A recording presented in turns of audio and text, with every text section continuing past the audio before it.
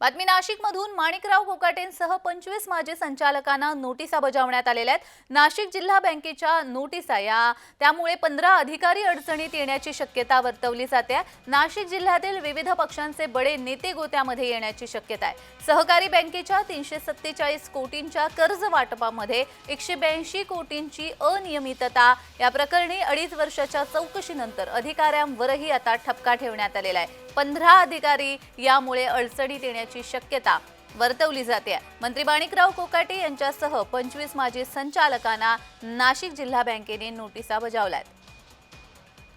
नाशिक जिल्ह्यातील विविध पक्षांचे अनेक बडे राजकीय नेते गोत्यामध्ये अडकण्याची शक्यता आहे।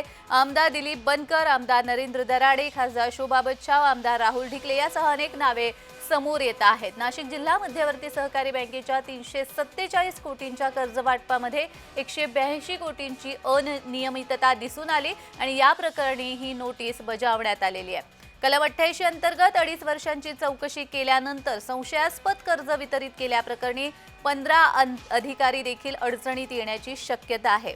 182 कोटींच्या वसुली प्रकरणी 44 जणांसमोर येत्या 2 एप्रिलला सहकार मंत्री बाबासाहेब पाटील यांच्या समोर सुनावणी केली जाणार आहे। तर माणिकराव कोकाटे हे पुन्हा अडचणीत येण्याची शक्यता वर्तवली जाते आहे।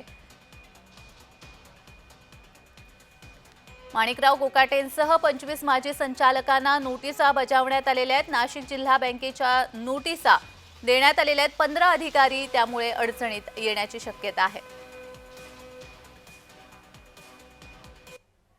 तर या संदर्भात अधिक माहिती देण्यासाठी आमचे प्रतिनिधी किरण गोटूर आपल्यासोबत जोडले गेलेले आहेत। किरण, माणिकराव कोकाटे या ना त्या विषयामुळे सध्या चर्चेत आहेत आणि पुन्हा एकदा ते अडचणीत येण्याची शक्यता आता वर्तवली जाते। अधिकचा तपशील।